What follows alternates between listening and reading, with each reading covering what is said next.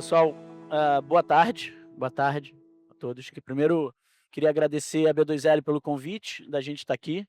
A gente tentou facilitar e sentar aqui em cima das casinhas para poder saber quem é quem, né?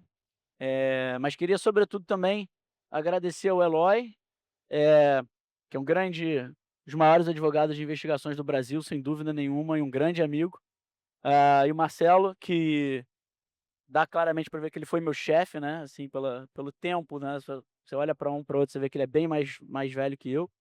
Eh, mas pessoas que eu admiro muito, assim, nesse mundo de investigações, de compliance, que toparam vir aqui falar um pouquinho, de como a tecnologia está efetivamente transformando o mundo de investigações nos dias atuais. E até sugestão aqui que a gente estava discutindo pré-painel, né, Eloy, seria legal a gente conhecer um pouquinho de vocês. Quem é advogado aqui? Legal.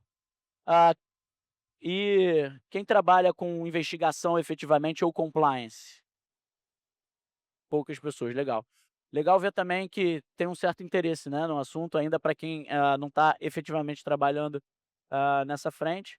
Mas, vou passar aqui também um pouco para o Marcelo e para o Eloy para introduzirem. E, aliás, antes disso, né, deixa eu me apresentar um pouquinho, apesar de já ter sido apresentado. Eu sou Bruno Massardi, eu sou diretor-geral da Epic para América Latina. A Epic ainda é uma empresa relativamente pouco conhecida aqui no Brasil, mas a gente veio há 3 anos, transformar um pouco esse mercado, de tecnologia em investigações no setor jurídico. A gente é uma legal tech de fato, muito grande, com um faturamento aí de 1,5 bi de dólar globalmente falando, e a gente não tinha presença aqui na América Latina. Então eu fui convidado para trazer a Epic para o Brasil, para poder ampliar, essa questão de, e-discovery, inteligência artificial, machine learning, dentro desse processo todo que tão, muitas vezes, custoso, que toma tempo e muito sensível para os clientes, né, porque no final do dia uma investigação ela tem questões, que envolvem pessoas, que envolvem muitas vezes muito dinheiro, às vezes casos menores, mas que se mal gerido pode virar uma crise. Então, é um pouco disso. Vou passar aqui para o Eloy falar um pouquinho, da carreira dele aí, de como ele está aqui, enfim, antes da gente começar. Boa tarde a todas e todos. Obrigado também à B2L pelo convite. Talvez mais a você, né? Porque foi você que convenceu o pessoal da B2L a me aceitar aqui no painel. É um grande prazer poder falar hoje sobre Discovery, que é basicamente meu ganha-pão, é como eu pago as contas da minha família. E acho que em especial falar um pouquinho sobre a Epic e como o software que vocês oferecem lá para o Demarest, desde que nós internalizamos, como isso melhorou a qualidade dos serviços que a gente pode oferecer para os nossos clientes, né. Eu comecei a trabalhar com compliance em 2010, na idade da pedra, quando não tinha lei anticorrupção no Brasil, quando a Operação Lava Jato não tinha estourado, e naquela época as revisões de documentos e o volume de documentos já era grande, era de uma certa maneira feito, manualmente. A gente achava maravilhoso o fato de você coletava, aplicava a lista de palavras-chaves, mas você ia lá e botava 30 pessoas numa sala que ficavam durante 3 meses fazendo revisão de documentos, todos os dias.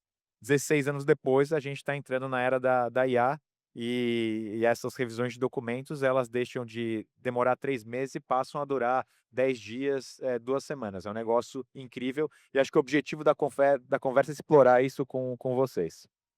Marcelo? Bom, boa tarde, pessoal.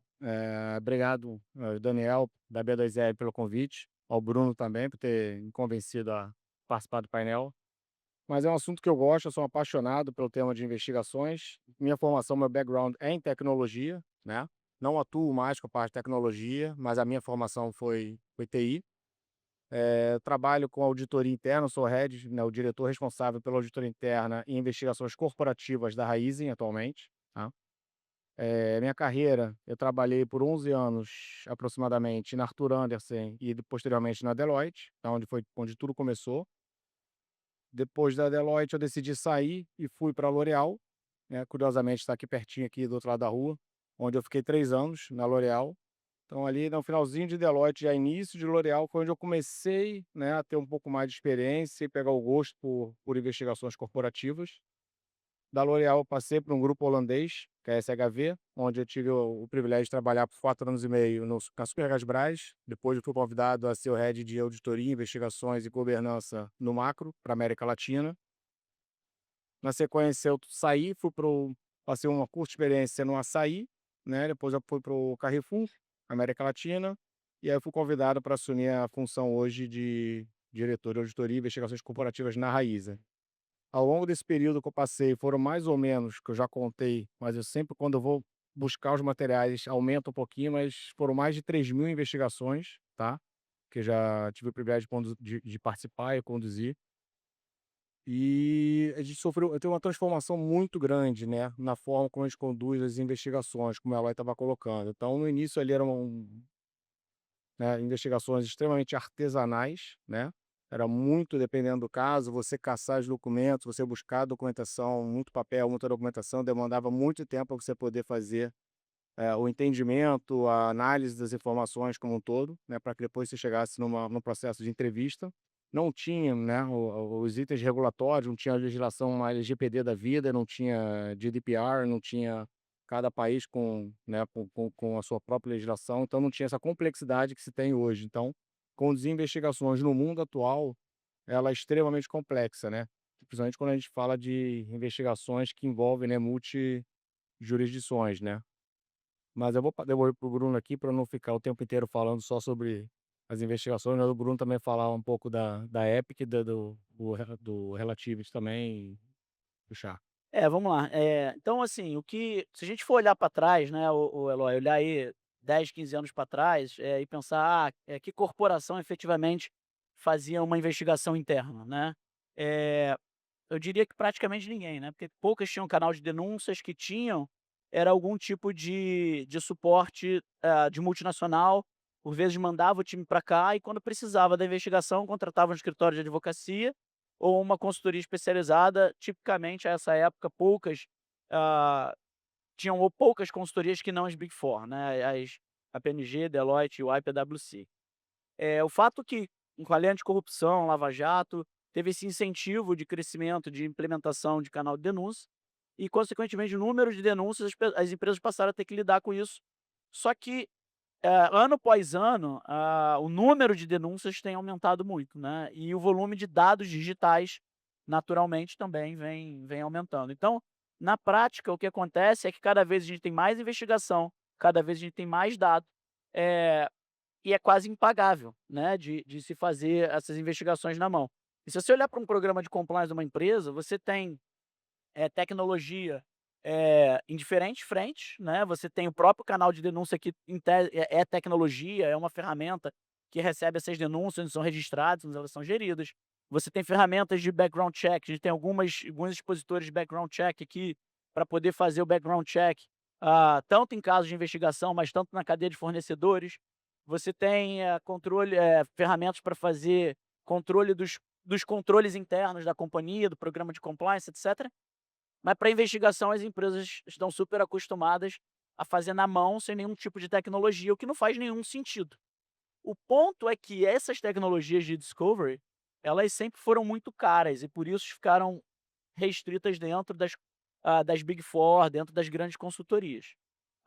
Mas a Epic, por exemplo, é uma empresa que faz isso globalmente e um dos core business é exatamente colocar tanto dentro de escritório de advocacia, para o escritório ser mais independente e depender menos de consultoria, quanto de corporação, para que a corporação possa fazer mais, melhor, mais rápido e mais barato, para que a investigação seja mais eficiente. E a gente está falando de discovery para investigação, mas pode ser para qualquer tipo de documento. Você tem, sei lá, a gente tem cliente, tem escritório de advocacia trabalhista que recebe 100, 200 processos por dia, e ele tinha um grupo de 20 advogados que pegava para ver qual era o pedido, né, dos trabalhadores contra os clientes deles. E hoje eles usam IA, uma das nossas IAs, que recebem esses documentos e tiram o pedido automaticamente. Então eles saíram de um grupo de 20 advogados para um grupo de 4 advogados para poder administrar isso. Então, qualquer coisa que a gente fala de um volume muito grande de dados não estruturado, que pode ser Word, Excel, PowerPoint, PDF, áudio, vídeo, o Discovery vai poder suportar. E dentro do mundo de investigações não diferentes. E aí, eu queria devolver, antes de voltar para o Eloy, Marcelo, você dá alguns números, assim, né, ah, como é que foi a eficiência dentro do time de vocês, a partir do momento que vocês internalizaram a ferramenta de discovery, a partir do momento o desenvolvimento do time, que é muito importante, né, para que as pessoas aprendam a conduzir investigações com tecnologia, que não é quase que uma profissão nova dentro do mundo de compliance e investigações. E os ganhos, né, ganho tempo médio de apuração, eficiência de, em tese, as denúncias tendem a se confirmar mais, porque você está usando a tecnologia correta. E para vocês também, né, Eloy, como é que foi isso, adotar isso dentro do escritório, em termos de competitividade, etc e tal, como é que isso surgiu para vocês? E também de treinamento do time, vocês já tinham uma grande experiência com isso, mas como é que é a partir do momento que vocês têm mais autonomia para poder fazer esses trabalhos, né, Marcelo? Se você puder. Tá, obrigado, Bruno.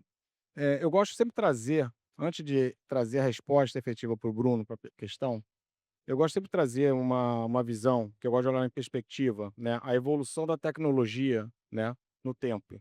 Então, se a gente olhar e comparar, faz uma comparação com as revoluções industriais e o tempo de adoção, tá, da difusão e adoção das principais tecnologias, né, à época que a gente teve, então a gente compara a primeira revolução industrial, ela demorou aproximadamente, tá, entre 60 e 80 anos para que você fizesse a adoção, tá, no nível social e geográfico do que tinha sido desenvolvido. E algumas outras regiões também demorou mais tempo do que esses 60, 80 anos.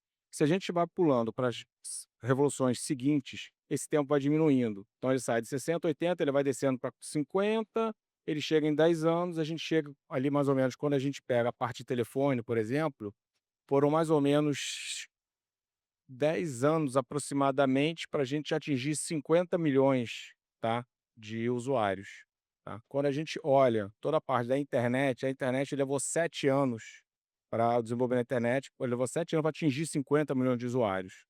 Quando a gente olha a IA generativa, eles levaram aproximadamente 2 meses para atingir 100 milhões de usuários. Então, quando a gente olha essa evolução, eu participei uns 10 anos, já há 10 anos, na KPMG, de uma apresentação de um sócio da KP, que eles estavam trazendo para a gente uma visão da evolução tecnológica e que ela estava evoluindo de uma forma, uma progressão geométrica. Mas quando a gente olha hoje, essa progressão não é geométrica, a gente está num ritmo exponencial, tá, de evolução tecnológica. E quando a gente olha sobre essa ótica, a gente coloca em perspectiva também a evolução da comunicação e a quantidade de informações que a gente movimenta, sejam essas informações por e-mail, que já está ficando ultrapassado, tá? E a gente coloca em perspectiva um WhatsApp, Teams e diversas outras plataformas digitais que aceleram essa comunicação, a gente está falando de um volume de dados, de metadados, de informações que você vai coletar e você fazer análise, que ela é muito complexa, tem muitas informações, muitos dados que você precisa fazer essas análises. Então, nessa perspectiva, quando a gente olha a evolução como um todo, não dá para a gente fazer investigação sem ter tecnologia atrelada e embarcada. E parte do desafio que eu tive, né, já no macro, quando eu estava lá, e principalmente agora na Raizen, era convencer o time interno começar a adotar essas ferramentas, porque eu tenho, por exemplo, na minha equipe excelentes investigadores, mas alguns deles eles eram grandes investigadores, mas não queriam Resistente, né? adotar, eram Resiste um pouco resistentes a à fazer uso de tecnologia. tecnologia, porque em algumas situações eles olhavam como quase que uma concorrência e não queriam, ou não queriam porque tinham dificuldade, tinham medo, ou às vezes estavam pensando que se passassem a fazer uso do Relativity, por exemplo, perderiam o emprego, quando é o contrário. Você está potencializando a capacidade daquele investigador. Quando ele passa a fazer uso, quando passa a adotar aquela tecnologia, ele começa a trazer muito mais celeridade para o processo investigativo. Então a gente hoje, por exemplo, depois que nós adotamos o Relativity, e eu já tinha usado o Relativity em outras empresas, mas nós nunca tivemos, no varejo, menos ainda, né, o orçamento para contratar, por exemplo, o Relativity no Macro. O custo, à época, era R$ 1,5 milhão mês, se eu não me engano, para 1,5 poder milhão ano. 1,5 milhão de ano, dólares, 1 milhão ano. é, Há 10 anos, 10, 15 anos atrás, para você ter um relativo dentro de casa, custava mais ou menos 1 milhão e meio ano. Hoje o custo é ridículo, assim, é. e isso acabou virando um preconceito contra as ferramentas de discovery, porque todo mundo acha que é muito caro. Até porque quando elas contratadas, caso a caso, de fato ela fica Fica cara. caro. A gente costuma dizer que um caso contratado ad hoc, 1 a 2 casos contratados ad hoc no ano, pode pagar a assinatura do ano inteiro da ferramenta para você, né.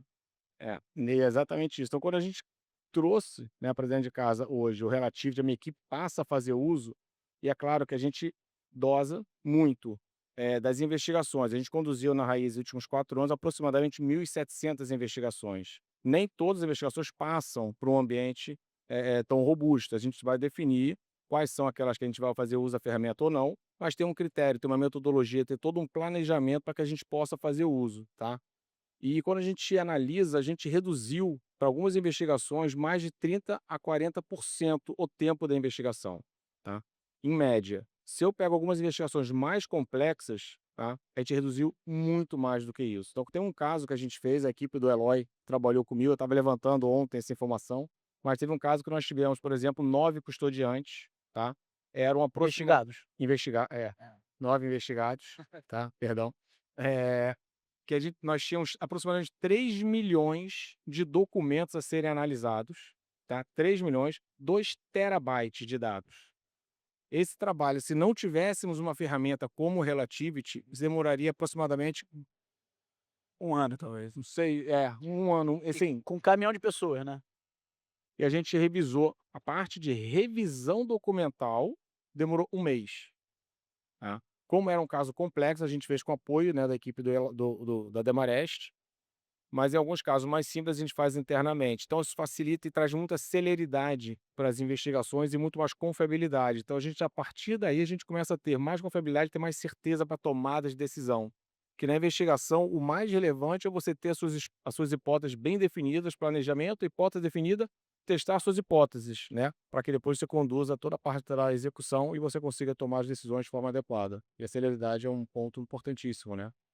E percentual de efetividade de Procedência, procedência. então, a gente tem hoje de acordo com uma pesquisa que saiu, se eu não me engano, pela ICTS Protivity. Não é mais CTS, né, agora mudou Ah, de nome, agora é é Protivity. Protivity, tá vendo? O percentual médio de procedência, tá, nas empresas, ela gira em torno de 26,7%. Acertei? 28. 28, vai, arredondou. Mas por exemplo, na Raiz nós temos um percentual de procedência de 38%, tá? A gente fez uma conta recente, a cada R$ 1 colocado na auditoria interna, a gente gera um ROI que a gente colocou em torno de 21 vezes, tá? Que a gente tem. Não quer dizer que a gente traga dinheiro de volta, tá? Mas a gente preserva a companhia em 21 vezes cada R$ 1 investido. Eloy, e para vocês, como é que foi essa adaptação de passar a ter dentro de casa? O que que mudou para vocês, para o time, autonomia, velocidade, competitividade? Acho que, na linha do que você tinha dito no começo na nossa conversa, quando a gente está fazendo investigação interna, nós, via de regra, estamos tratando de temas extremamente sensíveis, né. Está falando de violações ao código de ética da companhia, a gente pode ter situações de assédio moral, de assédio sexual. Eu estou envolvido agora num caso, de alegação de estupro. Então, assim, são coisas seríssimas que mexem com a vida das pessoas. A gente fala também de fraudes corporativas, questões de corrupção, violação às leis de defesa da concorrência, e aí, com dados estatísticos da Association of Certified Fraud Examiners, que fala que aproximadamente 5% do faturamento de cada empresa vai ao ralo anualmente, estatisticamente, por questões de fraude. Então você pega uma empresa, que fatura R$ 100 milhões, que é algo factível para fins de Brasil, R$ 5 milhões podem estar indo para o ralo anualmente, por questões de fraude. E assim, essa é a justificativa, número 1 para você investir em tecnologia e em apurações.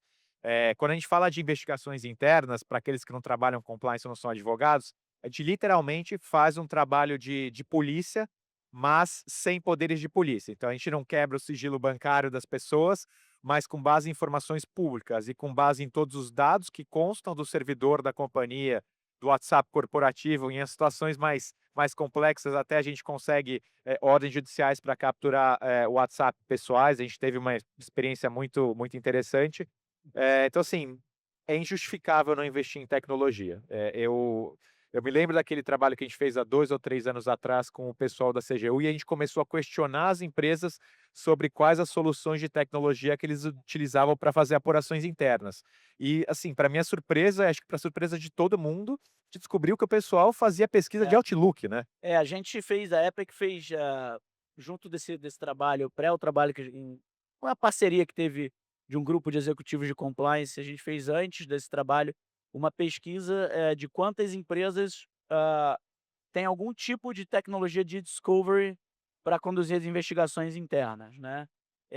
E aí, abro um parêntese aqui, que a gente está falando de discovery, não o Purview da Microsoft, né, porque o Purview, ele te ajuda a captar esse dado e trazer esse dado para você poder ler esse dado, mas ele não é bem uma ferramenta que vai te ajudar a investigar de fato. Ele não tem as funcionalidades que um Relativity, que um Epic Discover, tem para poder ajudar no processo de investigação. E nessa pesquisa trouxe que 72% das empresas, conduzem suas investigações internas pegando os arquivos de e-mail, Teams, OneDrive, colocando lá no Outlook, procurando na mão ou procurando na mão como se fosse no Windows Explorer para ver se acha alguma evidência. O que eu costumo brincar e as perguntas que eu faço para muitas corporações é: quantas vezes por semana você procura seu próprio e-mail, que você sabe que você mandou, que você sabe a palavra que você usou e você não acha o desgraçado do e-mail. Então assim, qual a Eu não achava o QR Code hoje aqui. Pois é, tá vendo? Você não Então, assim, se a gente não acha o nosso próprio e-mail, imagina o que é fazer uma investigação e procurar um dado de terceiro que você não sabe exatamente a palavra que ele usou, com uma busca de palavra-chave que você não confia. Então, a ferramenta de discovery, ela é uma ferramenta, na minha visão, essencial. Se a gente olhar, voltando naquele pitch que eu estava fazendo, né, de que quase ninguém fazia investigação, e a gente imaginar que há 3 anos atrás, nessa pesquisa, 72% das empresas conduziam tudo no Outlook e hoje, só com a Epic, a gente está caminhando para centenas de clientes, que já têm, o uso de discovery dentro de casa, e não só clientes, né, porque, os próprios escritórios de advocacia, antes da Epic vir para o Brasil, que me consta, nenhum tinha, né. Hoje a gente já tem, só com a Epic, 7 do top 10 escritórios de advocacia do Brasil já tem algum tipo de tecnologia e contam com a gente nesse processo, que dá muita independência para o escritório, torna o escritório mais competitivo, quando precisa conduzir uma investigação.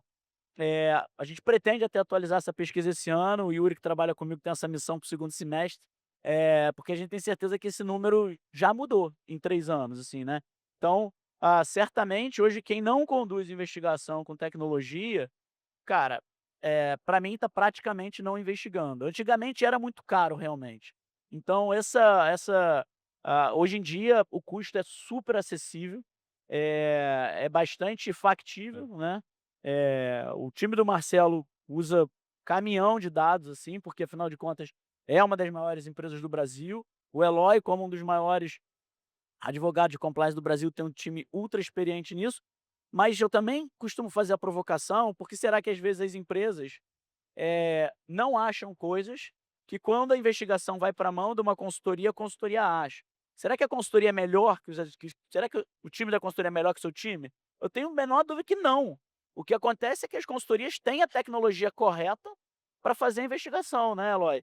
Eh, Você deve lembrar que até pouco tempo muito cliente ainda ligava para você, pedia para fazer a investigação e pedia para vocês não contratarem o consultor que não rodasse Discovery, porque Discovery era muito caro.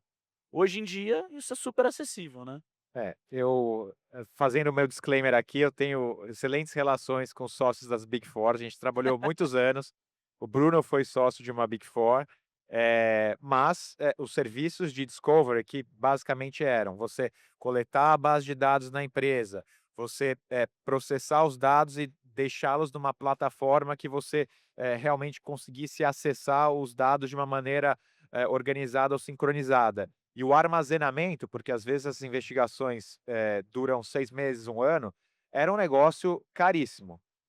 O Bruno e a Epic, e aí eu não tenho nada a ver com isso, eu sempre procuro o que é melhor para o meu cliente, o que é melhor para o escritório, eles vieram para revolucionar o mercado, realmente o modelo de negócio da Epic é muito diferenciado e eles quebraram esse monopólio das empresas de consultoria. E assim, lá no escritório a gente está realizado, a gente está super satisfeito, porque, eh, não dá para mentir para vocês, né? Contratar consultores externos, contratar escritórios de advocacia, às vezes não é a coisa mais barata. Eu sempre falo para os nossos clientes, cara, se você puder internalizar, se você puder fazer investigações sozinhos, tanto melhor.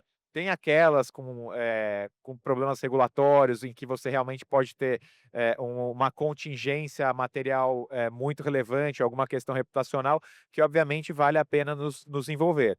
Mas a verdade é que somos caros e a Epic nos ajudou a nos tornarmos competitivos a ponto de termos clientes hoje em dia, principalmente os estrangeiros, que nos pedem para administrar o código o canal de ética deles. Então, a gente, com a ferramenta da Epic em casa, recebe as denúncias, investiga e reporta para os Estados Unidos. Então, Animal. obrigado por me ajudar a pagar minhas Business case, contas. business case, é.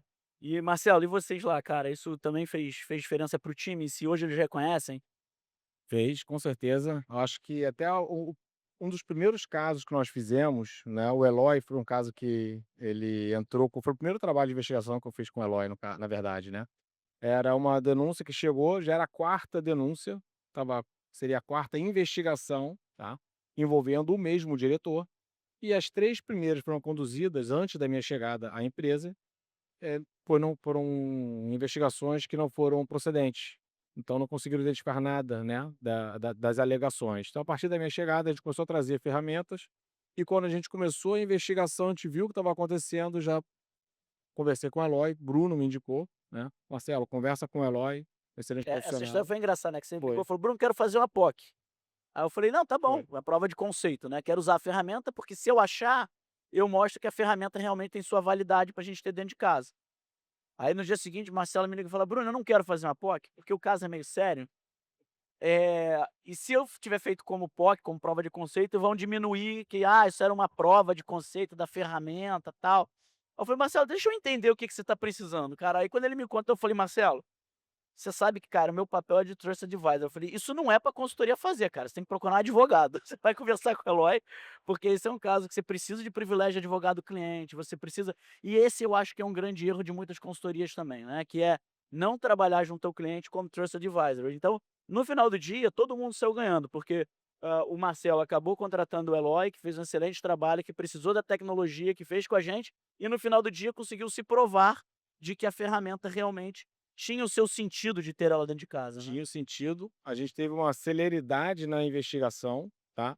A gente teve uma celeridade muito grande, conseguimos identificar as evidências, de forma muito ágil, célere, né, nesse trabalho. E na sequência a gente teve um desdobramento e, obviamente, o auditor externo pediu para acessar todos os documentos relacionados ao caso, tá. E então foi muito importante ter envolvido o Eloy, também ter usado a plataforma do Relativity e a metodologia que a gente implementou, e a gente não caiu. De lá para cá, de todas as investigações que nós fizemos, tendo ou não envolvido, né, o escritório Demarest ou outras empresas, então nós nunca tivemos nenhum shadow investigation na Raizen, tá? Mesmo com 1.700 investigações realizadas, com 38% de Só procedência. para a gente traduzir um pouquinho, shadow investigation, pessoal, é quando o auditor externo pede para acompanhar o processo investigativo, porque o auditor está preocupado com o que vai para demonstração financeira, né. Então, dependendo da investigação, do resultado dessa investigação, se ela não tiver o escopo adequado ou ela não tiver a profundidade adequada, o auditor pode estar preocupado se algum reflexo deveria ser aplicado na demonstração financeira, seja qualitativamente sobre os executivos, né, especialmente se estiver envolvendo algum executivo de muito alto nível da companhia, porque o auditor pode dizer: "Olha, esse cara mentiu e eu não quero auditar a companhia", ou "Não vou assinar a demonstração enquanto essa pessoa estiver nessa posição", ou quantitativamente, que se tiver que fazer algum ajuste na demonstração. Só que quando o auditor pede uma shadow investigation, é estressante para todo mundo, é estressante para o cliente, porque tem potencial da demonstração financeira não ser assinada, é estressante para o advogado, porque tem que, ficar dando satisfação, né, o advogado barra investigador de tudo que está sendo feito, e o auditor espera que a investigação siga as melhores práticas e que tenha cadeia de custódia e que entenda um pouco do escopo, né. Desculpa ter te interrompido para fazer esse Não, parêntese sobre shadow, para nem todo mundo sabe o que que é, né. é. Então, assim, obrigado pela explicação. Às vezes a gente está muito técnico, a gente está muito no dia a dia, né, da nossa realidade aqui, a gente acaba assumindo que todo mundo tem o mesmo conhecimento. Mas foi desde então, assim, a equipe entendeu passou a fazer uso. Hoje a briga é para que determinados casos eles não façam na ferramenta, né? Porque às vezes tem casos muito simples que eles querem jogar na ferramenta, querem colocar os dados, mas a gente fala, não, não precisa usar a ferramenta. Então a gente tem algumas discussões até para controlar o uso, para a gente também não colocar 100% dos dados ali dentro. Mas tem uma informação interessante, Bruno, que você tinha mencionado, que é o Relativity, por exemplo, é uma plataforma extremamente importante, não apenas para investigação.